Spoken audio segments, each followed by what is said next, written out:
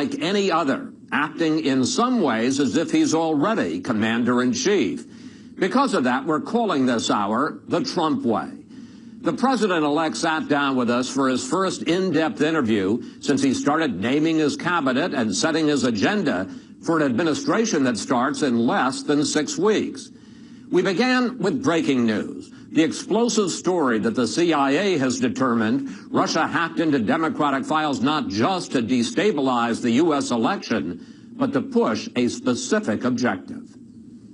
According to the Washington Post, the CIA has concluded that Russia intervened in the election to help you win the presidency. Your reaction? I think it's ridiculous. I think it's just another excuse. I don't believe it. I don't know why. And I think it's just, they talked about all sorts of things. Every week it's another excuse. We had a massive landslide victory, as you know, in the Electoral College.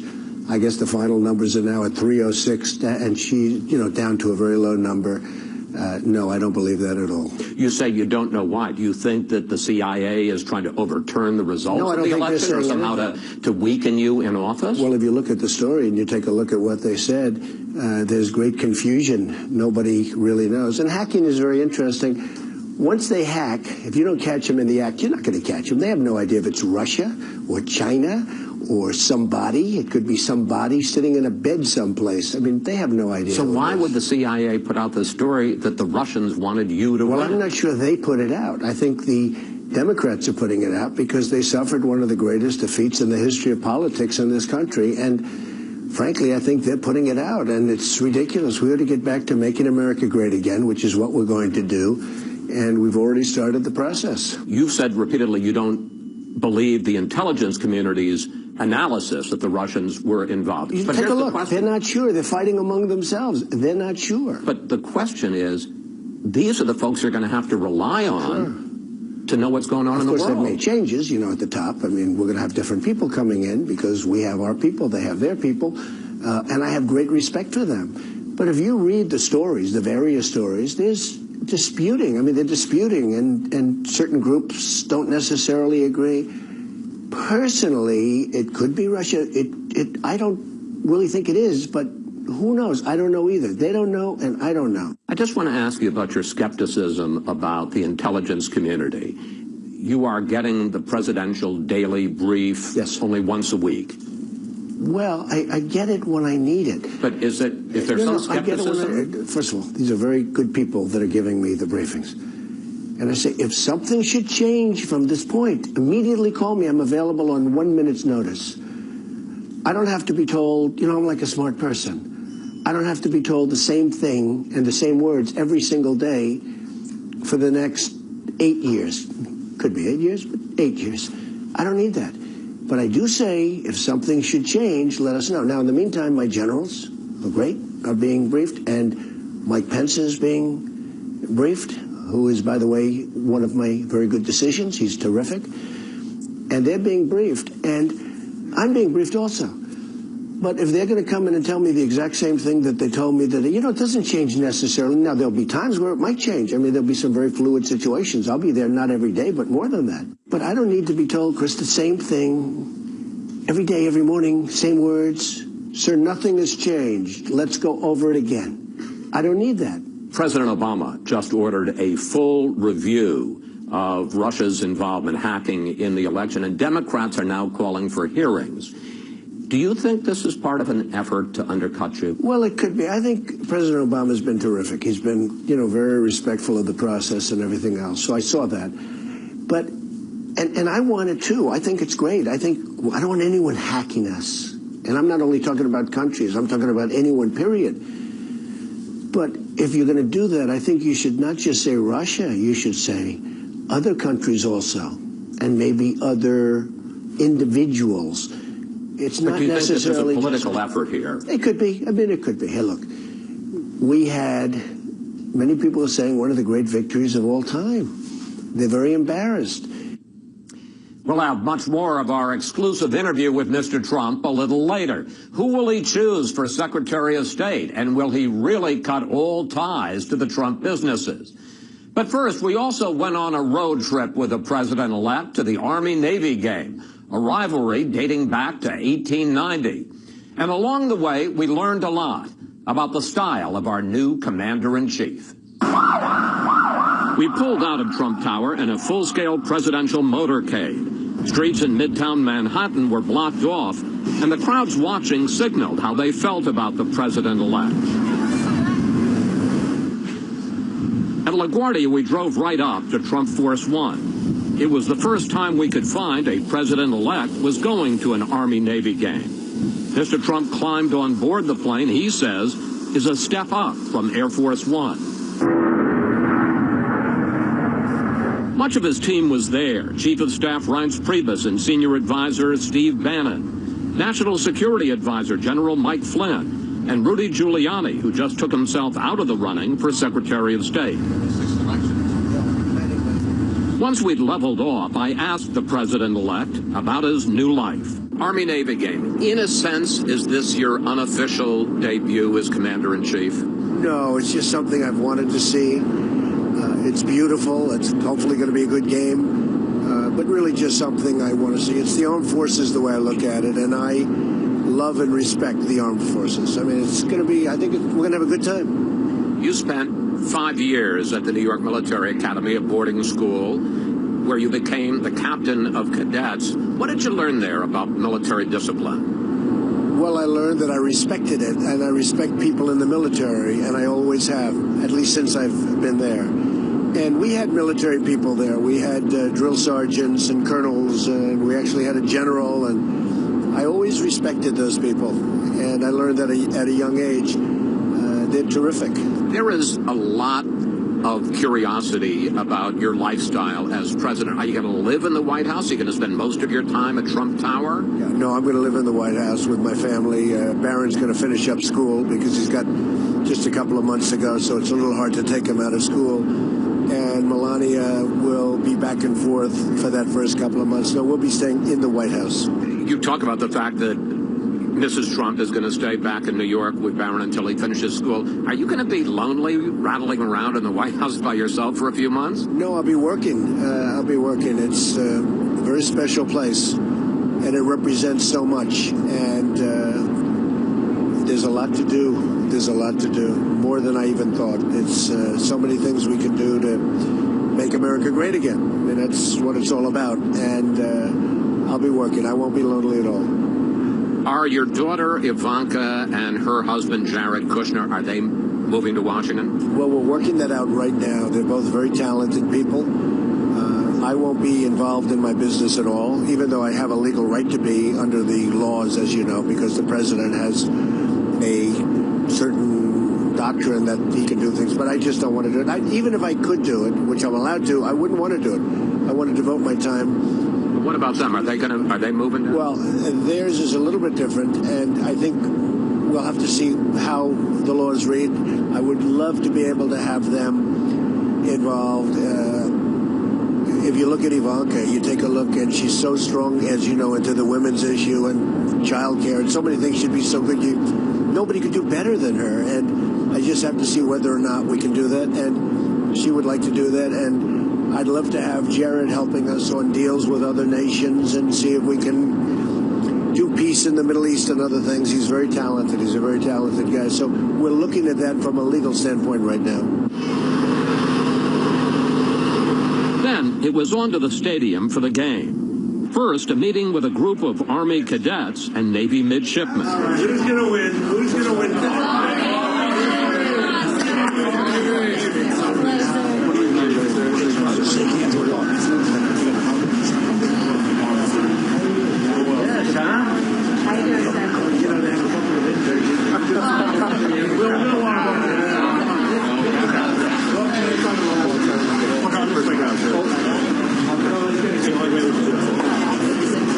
One picture.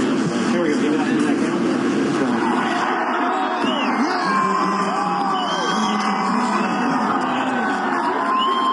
And when he appeared in public to greet the crowd from a balcony, he received a big ovation.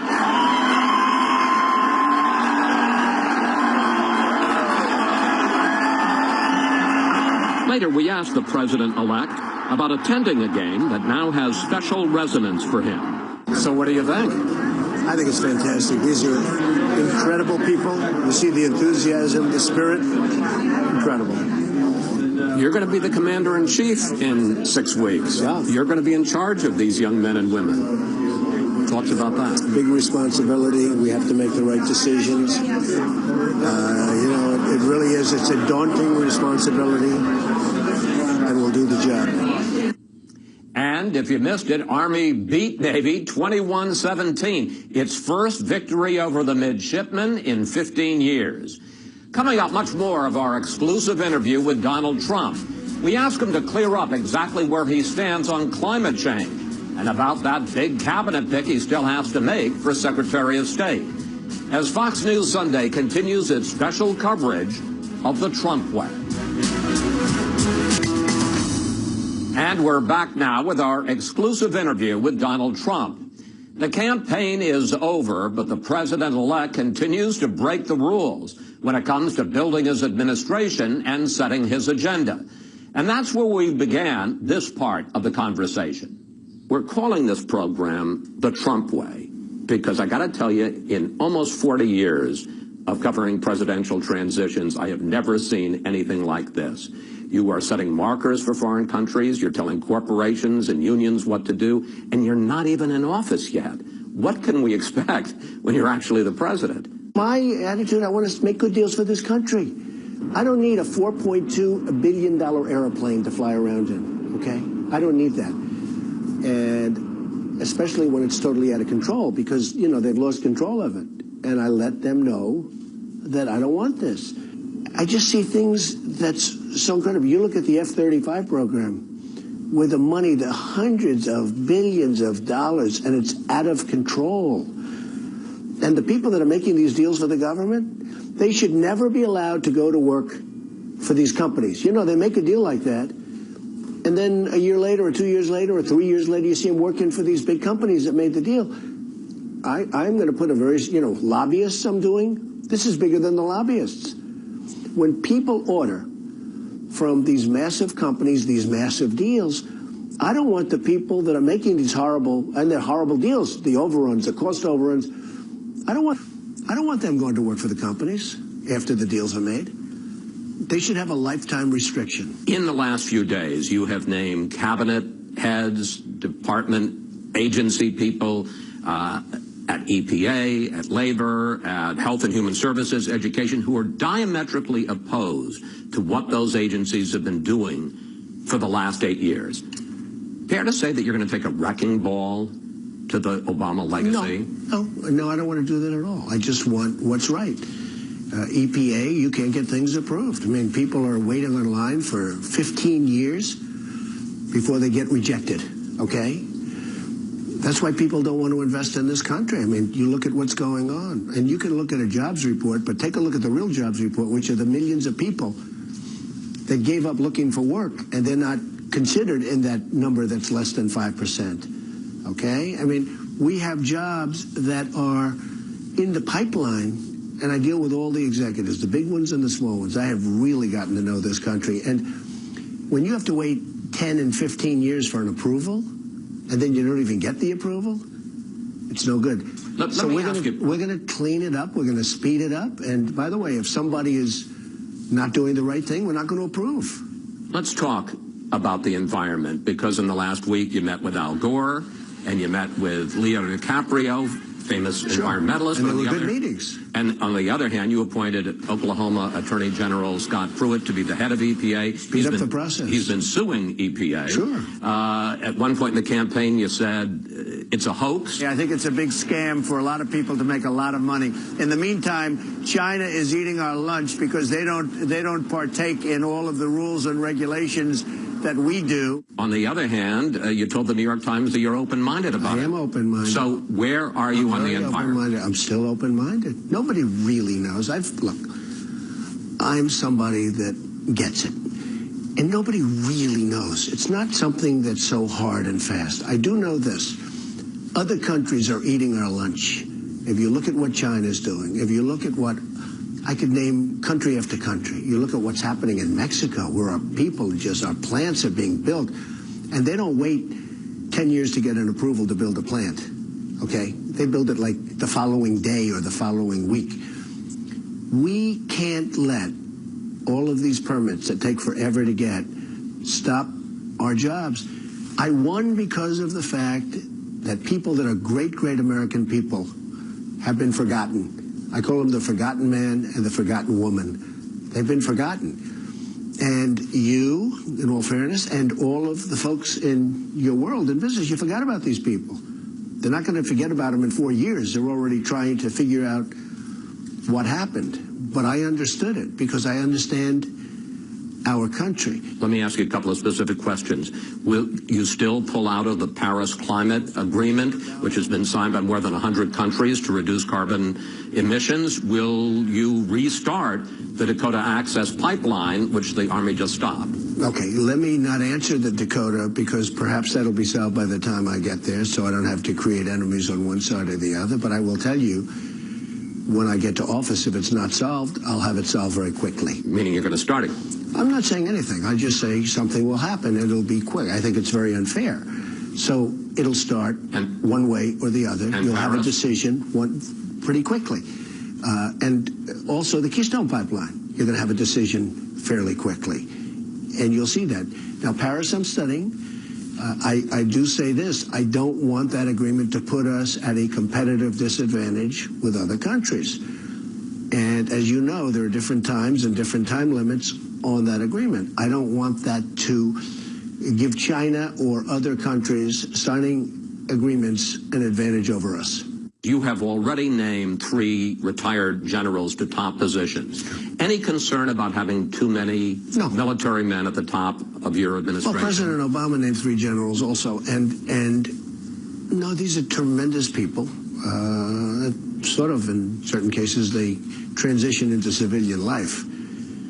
But I like generals. I think generals are terrific. You know, they go through schools and they sort of end up at the top of the pyramid, and that's like a test. They passed the test of life. That's how they got to be a general and other people didn't. So I sort of like generals.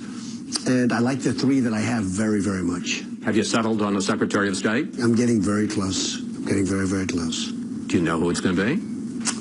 I just have someone in mind that I think will be really fabulous. I think we're going to have one of the great cabinets ever put together. And we're getting that kind of review. So let me ask you about Rex Tillerson, okay, head of ExxonMobil. Why does a business executive make sense as the chief diplomat? Well, in his case, he's much more than a business executive. I mean, he's a world-class player. He's in charge of, I guess, the largest company in the world. He's in charge of an oil company that's pretty much double the size of his next nearest competitor. It's been a company that's been unbelievably managed. And to me, a great advantage is he knows many of the players, and he knows them well. He does massive deals in Russia. He does massive deals for the company, not for himself, for the company. He's the Secretary of State. No, but I have tremendous respect for him. He's a world-class player. I'm trying to get you to say But I have others. I know you are. And you're doing very well. But I have others also that I think, I mean, Bob Corker is a fantastic guy. Mitt Romney, I've really gotten to know him, and I get along with him really well. But these are, you know, these are all very different types of people. But when you ask me about Rex, I mean, he's a world-class player. There's no question about it. Just after our interview, there were media reports that Mr. Trump has decided to name Tillerson to be Secretary of State. He denied he's made a final decision. And during our ride on Trump Force One, he was still asking his advisors who they think he should nominate. But don't bet against Rex Tillerson. Coming up, we asked Mr. Trump about his controversial call with the president of Taiwan. Was he sending China a message? And what will become of his business once he's sworn in? As Fox News Sunday's The Trump Way continues. Great job as president. We'll ask our Sunday panel about possible conflicts of interest Mr. Trump may encounter next. And we're back now with this special edition of Fox News Sunday, The Trump Way. Donald Trump rattled the relationship between China and the U.S. when he spoke with the leader of Taiwan, breaking with decades of U.S. diplomacy. Now he is doubling down on that decision. Back to our exclusive interview with the president-elect. You recently took a call from the president of Taiwan. And on the Sunday shows, including ours, some of your top aides said, oh, it was just a congratulatory call. But the next day, some of your top aides said, no, in fact, you had been thinking about this for weeks in advance to send a message. It's all wrong. So which is it? No, it's all wrong. Not weeks. I took a call. I heard the call was coming probably an hour or two before. I fully understand the one China policy, but I don't know why we have to be bound by a one China policy unless we make a deal with China, having to do with other things, including trade. I mean, look, we're being hurt very badly by China with devaluation, with taxing us heavy at the borders when we don't tax them, with building a massive fortress in the middle of the South China Sea, which they shouldn't be doing, and frankly, with not helping us at all with North Korea. You have North Korea, you have nuclear weapons, and China could solve that problem, and they're not helping us at all. So I don't want China dictating to me, and this was a call put into me. I didn't make the call, and it was a call, very short call, saying, congratulations, sir, on the victory. It was a very nice call, short. And why should some other nation be able to say, I can't take a call? I think it actually would have been very disrespectful, to be honest with you, not taking it. You recently intervened with Carrier to save about 1,000 jobs from moving to Mexico. And you've said at one of your rallies, you're asking for a list of 10 companies that are thinking of outsourcing so you can call them as well. Should the President of the United States be calling companies? I mean, how would you have felt if Barack Obama gets on the phone and says, hey, Donald, here's how I want you to do business? I would have been honored. So let me just tell you. Honored? I don't have to do it myself. I have great people. We have top smart people. But it's so easy to do. And we're going to have to impose a major tax on companies that leave, build their product, and think they're going to sell it right through our border like we're a bunch of jerks. But what about the free market, sir? That's not free market when they go out and they move and they sell back into our country. But that's the free market. They made a decision. It makes... No, that's the dumb market, okay? That's the dumb market. I'm a big free trader, but it has to be fair. So what's happened is we have lost, over a period of years, short years, 70,000 factories in this country. Chris, 70,000. I always say to people, I think it's a typo. How could it be so many? 70,000 factories. We're being stripped of our workers. We're being stripped of our jobs. Our good jobs are really going down. And we've got to stop it. And the only way you're going to stop it, the nice way, is we're reducing taxes very substantially for companies, so they're not going to have to leave because of taxes. We'll be reducing regulations. Now, those are the nice ways of doing it, and everyone loves it, and everyone's happy. Businesses, way down. Also middle class, but way down. Okay, taxes and regulations. But when a company wants to move to Mexico or another company or another country, and they want to build a nice, beautiful factory, and they want to sell their product through our border, no tax. And the people that all got fired, so we end up with unemployment and debt, and they end up with jobs and factories and all of the other things. It's not going to happen that way. And the way you stop it is by imposing a tax. Now, I've come up with a number of 35%. There is no tax if you don't leave. There is no tax at all. You know, people are saying they don't understand really what I'm doing. I read the Wall Street Journal the other day. Honestly, their editorial board doesn't get it. I don't think they understand business. I don't think the Wall Street Journal editorial board, and I know some of them, they're really nice, I don't think they understand business. They don't understand what I'm saying. There's a 35% tax, but there is no tax if you don't move. But if you move your plant or factory and you want to sell back into our country, you fire all your people, there are going to be consequences for that. There are going to be consequences. You know what's going to happen? What? I'll tell you. Yeah. Nobody's going to move. They're not going to move. They're not going to leave. They're going to stay here. You're keeping your stake in Celebrity Apprentice. Well, essentially, I'm not going to have anything to do with the management. I know, but isn't that a huge conflict of interest, sir? When I ran, everybody knew that I was a very big owner of real estate all over the world. I mean, I'm not going to have anything to do with the management of the company. You know, when you sell real estate, that's not like going out and selling a stock. That takes a long time. I'm going to have nothing to do with it. And I'll be honest with you, I don't care about it anymore.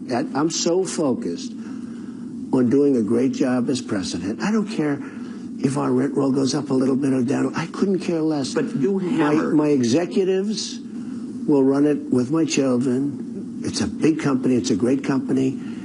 But I'm going to have nothing to do with management. But you hammered Hillary Clinton over the Clinton Foundation and paid. Well, that's different because she's taken in massive amounts of money from foreign countries and other things. And paid a play. It is impossible to figure out where the Clinton Foundation ends and the State Department begins.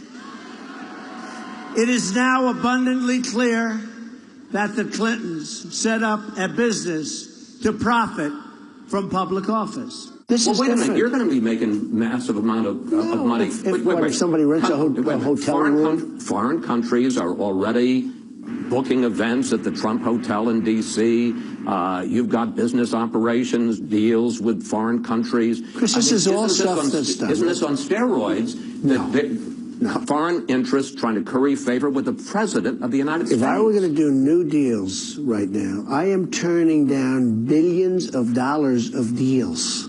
I will tell you, running for president, the money I spent is peanuts compared to the money I won't make. And that's okay, because this is so important. What I'm doing is so important. This is a calling. This is a movement. It's not just me. It's millions and millions of people, and you got to see it firsthand. I'm not going to be doing deals at all. Now, that would be, I don't even know if that's a conflict. I mean, I have the right to do it. You know, under the law, I have the right to do it. I just don't want to do it.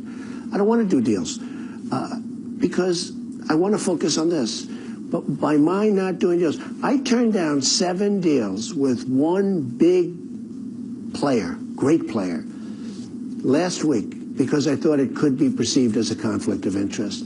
But your kids are going to be able to do probably $1 billion of deals that I turned down. But if your kids do it, isn't it going to be the same thing? No, it's totally for my company. Right. They're not making deals. And they're going to run my company, have a lot of property and great stuff. They're going to run it. We're going to run it. Hopefully they're going to run it properly. I'm sure they're going to run it properly. But I'm not going to do deals. And I think, I think that's going to be good. How many times have you spoken to Barack Obama since you were in the Oval Office with him? What do you guys talk about? And has he persuaded you on any of his policies? So we disagree on things, but we haven't really discussed things that we disagree on. I've spoken to him another time. I'm going to be speaking to him today, actually. He has treated me really well. He's made us feel very welcome. But on the Iran nuclear deal, relations with Cuba? Well, I don't want to tell you what we discussed, but, and some of it I've agreed with him. A lot, people don't read about the stuff that you agree on. But there are things that we disagree on, and probably never going to be able to change that. But we do get along well. I'm surprised at how well we get along, and I think he might say the same thing, and I think you're seeing that from him. Mr. President-elect, thank you. Thank you for your time. Thank you very much. And joining me now to discuss the interview with the President-elect is our Sunday group. Syndicated columnist George Will, Charles Lane of the Washington Post, Jason Riley from the Wall Street Journal and the Manhattan Institute, and Julie Pace, who covers the White House and the transition.